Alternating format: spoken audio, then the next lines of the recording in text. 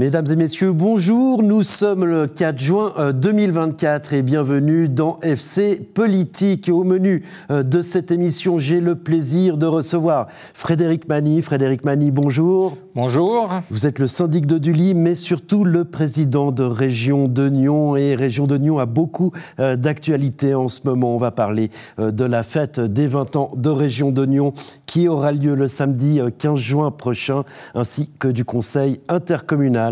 Ce sera le 19 juin à Coppet. Frédéric Mani, cette fonction de président du CODIR de Région de Nyon vous plaît-elle toujours autant? Ah ben oui, c'est prenant, passionnant et pas ennuyant. Qu'est-ce que vous avez appris, je rappelle que vous êtes en fonction depuis 2021. Qu'est-ce que vous avez appris à la tête du CODIR de Région de Nyon? Qu'est-ce que j'ai appris?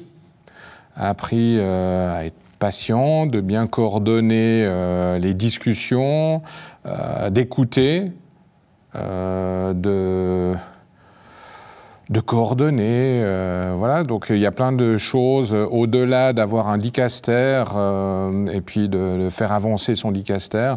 La présidence, ça demande une vision macroscopique et puis s'assurer que tout avance comme il faut, que tout le monde se sent bien, parce que ça c'est aussi important, à la fois le politique mais aussi le technique.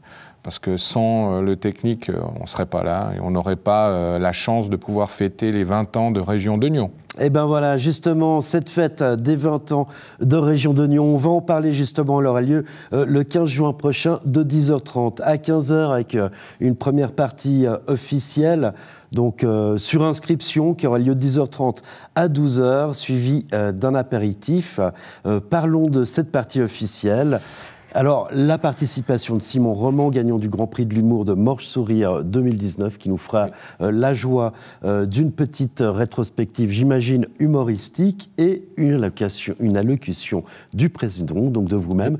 Qu'allez-vous dire durant cette allocution? Alors d'abord, il faut préciser que ce n'est pas une partie officielle où il n'y a que les politiques qui sont invités. C'est une partie officielle où des invités ont été contactés, c'est-à-dire tous ceux qui ont permis la création de Région de Nyon, mais c'est une manifestation qui est publique. Donc toute la population du district sont les bienvenus à partir de 10h30 pour cette manifestation.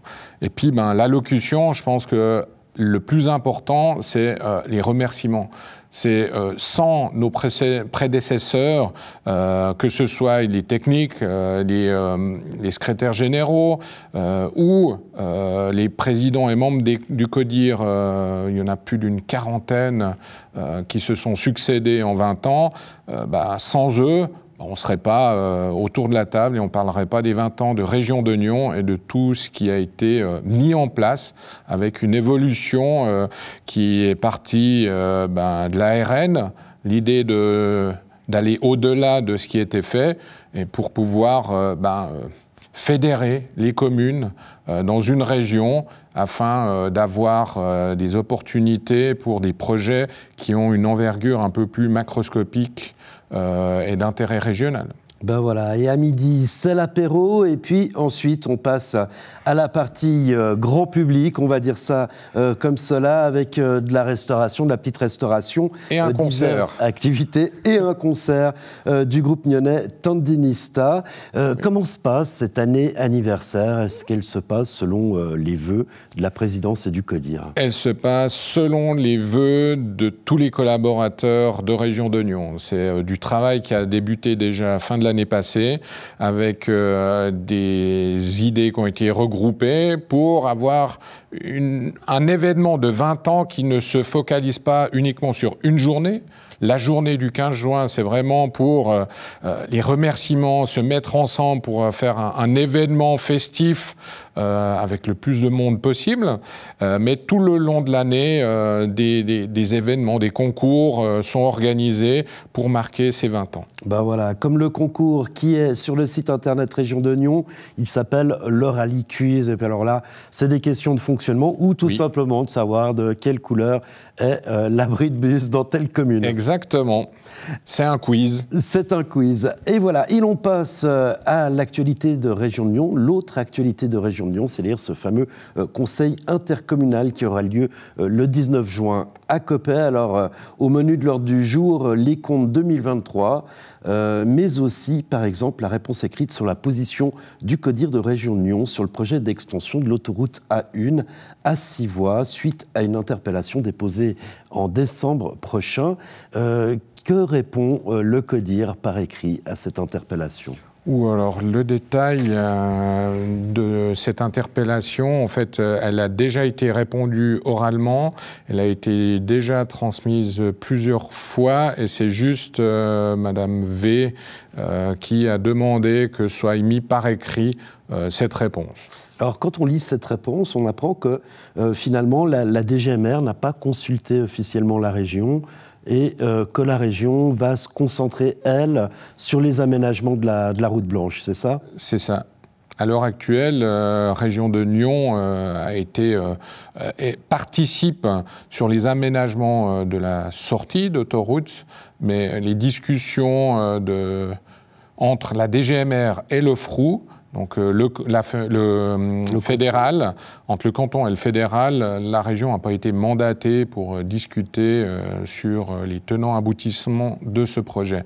Par contre, tout ce qui est aménagement le long de la route blanche, oui, la région collabore avec les communes.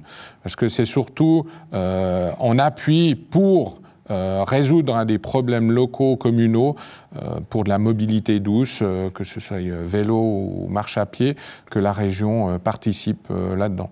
Après, tout ce qui est transport public, ça a été traité, des solutions ont été trouvées afin de permettre une bonne cadence dans le quartier, enfin dans la région de Signy-Centre, si on veut parler du point de la sortie. Il n'y a pas de position officielle sur ce projet d'autoroute de la région. Mais la région organise une présentation par le FROU qui va venir pour répondre aux questions suite à une demande du conseil intercommunal lors du dernier conseil de traiter ce sujet d'extension des voies de l'autoroute. Et donc, on a réussi, après moult discussions, à trouver une date. J'ai plus par cœur la date exacte, mais les invitations sont en cours, ont été envoyées pour cet événement courant juillet, je crois.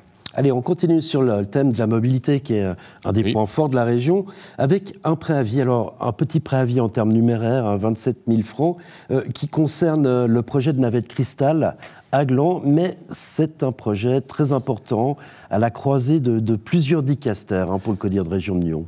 Alors, c'est surtout le premier préavis qui est financé par le renouvellement du fonds mobilité, fonds mobilité innovant, enfin pour une mobilité innovante qui a été soutenu par une large majorité des communes de la région. Et avec ce premier préavis, ça répond à la fois au principe de soutenir des lignes expérimentales. Ça permet aussi de soutenir du marketing. Pour ce type de mobilité, elle a besoin d'être qualifiée, d'être reconnue. Et puis, c'est de l'innovation. Et donc, c'est les trois chapitres que le fonds a été, pour laquelle le fonds a été créé et utilisé. Donc, on est très content. On commence calmement. Mais on est très content d'avoir ce préavis et on espère fortement un soutien, le maximum qui soit pour pouvoir aller de l'avant avec ce soutien. Voilà, un soutien du conseil intercommunal. Maintenant, on va passer au compte 2023. Alors, en marge de cette présentation, vous m'avez fait un commentaire. Ouf, le capital redevient positif. Tout à fait. C'était le vœu du CODIR, le vœu du conseil intercommunal, c'était de trouver des solutions pour pouvoir revenir à un capital de l'association positif. C'est la raison pour laquelle la cotisation, C'est une des raisons pour laquelle la cotisation avait été revue et augmentée de 20 à 25 francs l'année passée. Donc, pour les comptes 2023, on finit avec un résultat de fonctionnement positif qui permet de recapitaliser l'association intercommunale et de se retrouver dans les chiffres noirs. Alors, on n'est pas énormément dans les chiffres noirs, il faut continuer à bien fonctionner, mais les remarques de plusieurs conseillers et commissions de finances et de gestion étaient de faire attention pour ne pas péjorer la situation, ce que à la fois le CODIR et les techniques de Région de Nyon ont cherché à faire, et pour des raisons de changement de personnel, de différer des investissements ou des financements, ou des financements plus bas que estimés dans le cadre du budget, eh ben, le bénéfice projeté au budget, qui était de 6 000 francs, quelque chose comme ça, eh ben, il est de 400 et quelques, j'ai plus les chiffres par cœur, pour le résultat 2023. Voilà, ils sont exactement positifs de 457 298 francs et 77 centimes. Autre source de satisfaction, finalement, la marge d'autofinancement, qui est positive à, cette fois, 629 641 francs et 35 centimes. Donc cette marge d'autofinancement, c'est ce qui permet d'investir sans passer par l'emprunt. Exactement. Donc c'est aussi un indicateur qui montre que Région de Nyon fonctionne bien. Est-ce qu'il faut le dire que c'est pas trop mal géré, on dira, malgré toutes les difficultés, les différences thématiques, les changements, les demandes en cours d'année et autres, eh ben, on arrive à des résultats qui sont très bons et qui annoncent un futur, on l'espère, rose pour Région de Nyon, voilà. Plutôt rouge. En lien avec le rouge avec le logo pour pas tendre vers rose. Voilà, le logo rouge avec le fameux chamois à joues blanches. Dans ces annexes au compte, il y a un dicaster aussi qui est important, c'est le tourisme, avec le rapport sur la taxe régionale de séjour. Alors, via cette taxe, on soutient des projets régionaux. Oui. C'est le fret, par exemple la fête du sauvetage en Terrol, la fondation de la Garenne et son futur projet d'audio-guide, le Tour de Romandie féminin, etc., etc. On peut encore citer du côté de Marchissy le sentier ludo-sportif dans les forêts jurassiennes, mais il y a un très gros enjeu qui est attendu, c'est le passage du fret au frat. Oui. Tout à fait. Et les communes ont reçu le préavis type avec le règlement, parce que la perception des taxes de séjour et des résidences secondaires a été remis au goût du jour pour inclure, entre autres, une taxe liée au Airbnb, afin d'avoir une perception de taxes comme les autres régions vaudoises et au-delà, qui s'élève, si je me souviens bien, à 3 francs par nuitée. Et cette taxe permet de financer alors des aménagements, mais également la carte de transport pour les touristes qui passent une nuit dans notre région. Elle bénéficie pour une nuit passée, une journée de transport gratuit. Et donc le transport gratuit, il faut aussi le financer, et c'est grâce à cette perception et donc cette mise à jour du règlement qui doit passer dans toutes les communes d'ici la fin de l'année. Il faut impérativement que tout soit mis en ordre d'ici le 31 décembre pour entrer en fonction au 1er janvier, pour rentrer dans un groupe de communes au sein de l'acceptation par Airbnb, un deuxième run, si on veut. Le premier run, c'était Lausanne et puis Rivière-à-Chablais. Et Airbnb est d'accord d'étendre le traitement de la perception dans un deuxième run, mais il ne faut pas louper la coche. Voilà, il ne faut pas louper la coche. Et donc, pour ceux qui sont férus d'acronymes, on passe du FRET, du Fonds régional d'équipement au tourisme, au Fonds régional d'aide au tourisme. Et ça, c'est aussi extrêmement attendu par tous les milieux culturels. Exactement. Voilà. Alors, on va parler maintenant du rapport de gestion. Alors, quel est votre commentaire sur ce rapport de gestion ? Alors le commentaire, c'est tous les dicastères ont bien fonctionné. Il y a eu beaucoup de travail tout le long de l'année 2023. Dans les relations, je dirais, en interne,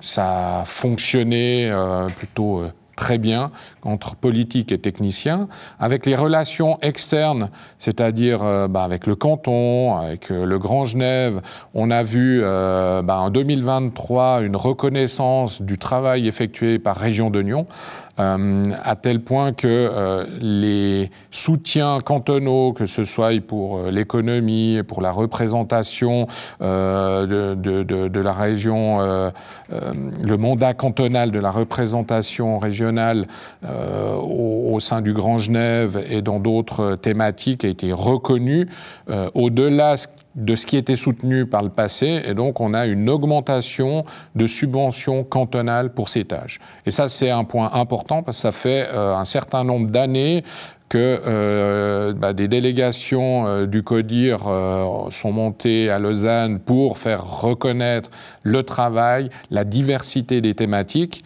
et on peut dire merci d'avoir été entendu et d'avoir un résultat par une augmentation de soutien. Alors, tout est bleu ciel pour Région de Nyon. Tout est bleu ciel, non, il y a des difficultés, il faut trouver des solutions et puis aller de l'avant. Ben voilà, ces difficultés, aller de l'avant, on va en parler maintenant. On parle évidemment du dossier de Télédôle. J'imagine que vous avez vu le FC politique consacré à cette thématique avec le président et le vice-président du conseil d'administration de Télédôle. Alors, exercice réussi. Oui.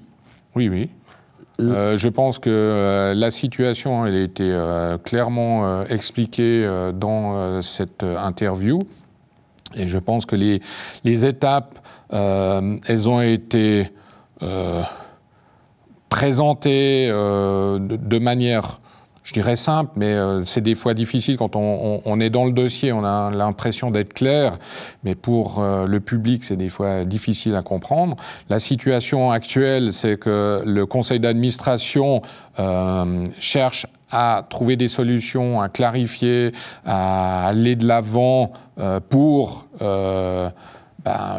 résoudre les difficultés, je dirais, du financement du lapin blanc, mais d'aller au-delà, parce que la volonté, c'est d'y croire pour qu'il y ait de rendre pérenne Télédôle. Mais on se rend compte que pour être pérenne, il faut voir au-delà d'une société de soutien d'activité hivernale. C'est vraiment pour de l'activité 4 saisons. Et ça, c'est un point essentiel. Ça fait partie d'ailleurs des objectifs de la législature de Région de Nyon, c'est de démarrer une analyse de faisabilité sur l'utilisation de la Dôle 4 saisons. Alors justement, une communication transparente sur ce plateau, oui. C'est la clé pour rassurer les communes, pour leur donner envie d'investir. C'est essentiel pour clarifier et de permettre à tout un chacun de s'exprimer sur un soutien éventuel. Et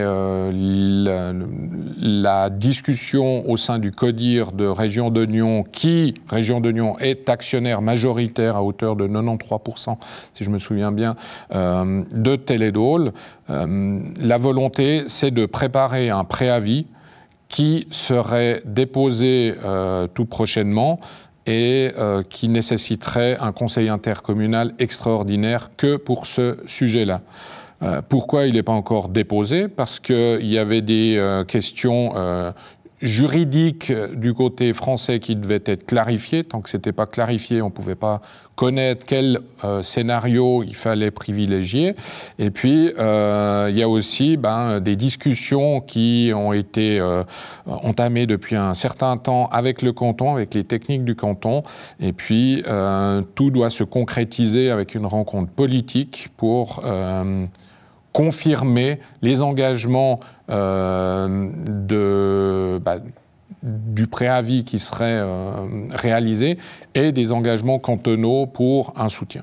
Le temps presse, hein, vous avez jusqu'au 5 novembre pour trouver une solution. Oui. Ce conseil intercommunal, c'est forcément passé par un préavis d'Isren, oui. Donc ensuite repasser devant les communes. Oui. Il faut l'organiser rapidement. L'objectif, c'est septembre.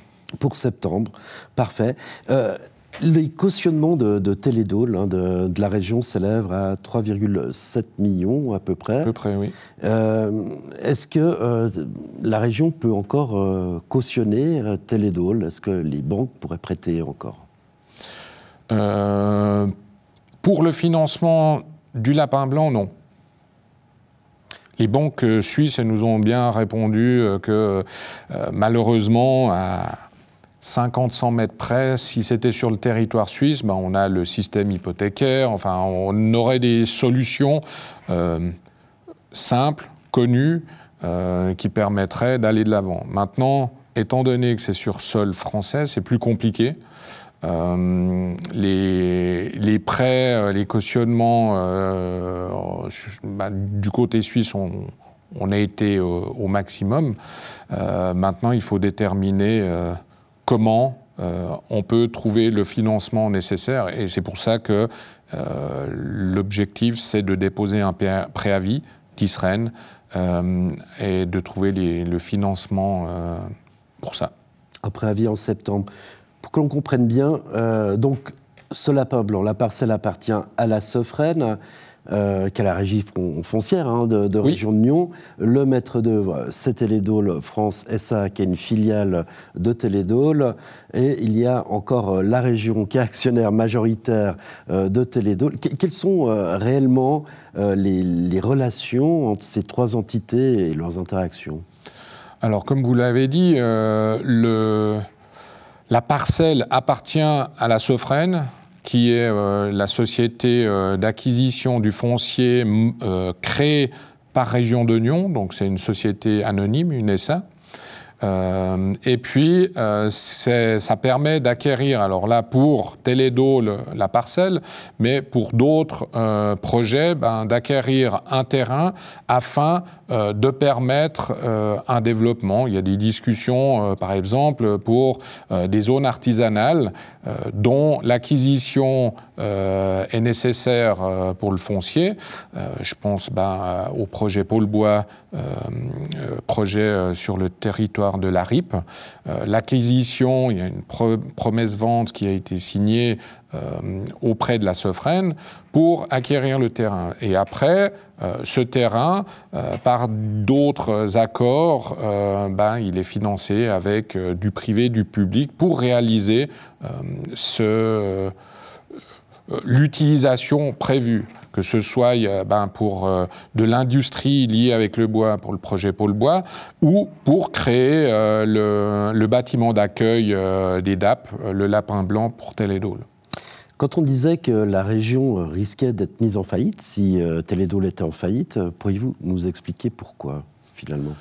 Alors, ça pourrait arriver si, en cascade, Télédôle France tombait en faillite, avait un risque éventuel d'entraîner Télédôle Suisse, et comme Télédôle Suisse est à 93% en main de Région de Nyon, il pourrait avoir un système de cascade. Après, la dette proprement dite est à revoir, à détailler. Là, les techniques et le département des finances de Région de Nyon ont fait toute une analyse. C'est pas aussi dramatique que ça, mais c'est le pire des scénarios qui pourrait arriver. À l'heure actuelle, on travaille et les analyses montrent qu'il y a peu de chances que Région de Nyon tombe, si on veut parler cash. Voilà. Et prochain rendez-vous donc en septembre pour, on l'a bien compris, cette séance extraordinaire du Conseil intercommunal. Ensuite, il va falloir aller vite devant les communes via ces préavis d'Isren. Quels sont les enjeux futurs, outre Télédôle, pour la région ? Les enjeux futurs, il y a le projet d'agglomération 5, qui doit être déposé d'ici juin 2025. Il y a les zones artisanales, les SRGZA, qui doivent être réalisées. Il y a les parkings P+R. Il y a de continuer avec le soutien à la mobilité pour soit des lignes expérimentales, soit de l'innovation. Il y a le règlement, nouveau règlement sur le FRAT, pour le FRAT, pardon, qui devra être réalisé. Qu'est-ce que l'on a comme autre enjeu ? Il y en a beaucoup et j'ai peur d'en oublier. Mais voilà pour les principaux. Voilà, il y a une discussion par rapport aux eaux de la Garenne. C'est important de sauver ces symboles de la République. Oui, parce que la Garenne, le zoo de la Garenne, ça attire plus de touristes que le musée de Prangin, le château de Pranzin. Qu'un musée national. Voilà. Donc ça veut dire que c'est vraiment c'est iconique pour notre région. Ça serait dommage de perdre ça. Après, je peux comprendre que chacun a ses limites, a ses choix, et puis pas tout le monde peut soutenir de la même manière. Mais d'un point de vue régional, on doit pouvoir trouver des moyens pour maintenir cet attrait, cette région où il fait plaisir de vivre. Parce que, oui, économiquement, on est fort, mais ça a ses côtés positifs, mais aussi négatifs. Les communes le savent très bien d'un point de vue péréquatif.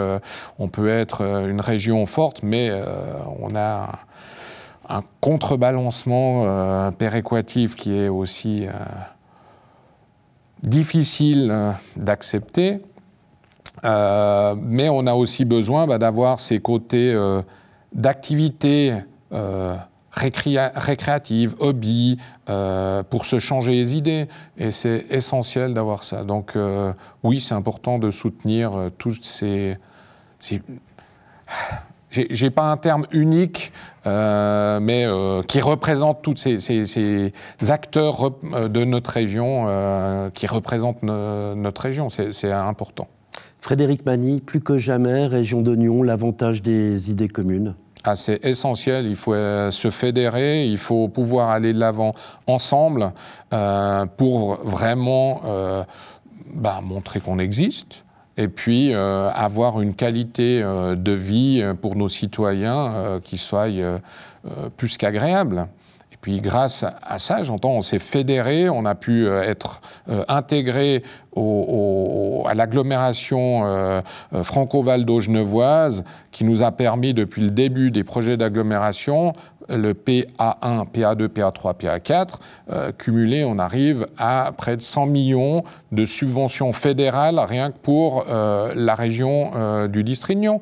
C'est quand même pas trop mal de s'être mis ensemble pour pouvoir valoriser par des captations de subventions fédérales notre région. On existe sur la carte suisse pour notre développement, notre économie, notre organisation de l'aménagement du territoire, tenant compte de l'environnement. On a beaucoup d'activités pour aussi soutenir, prôner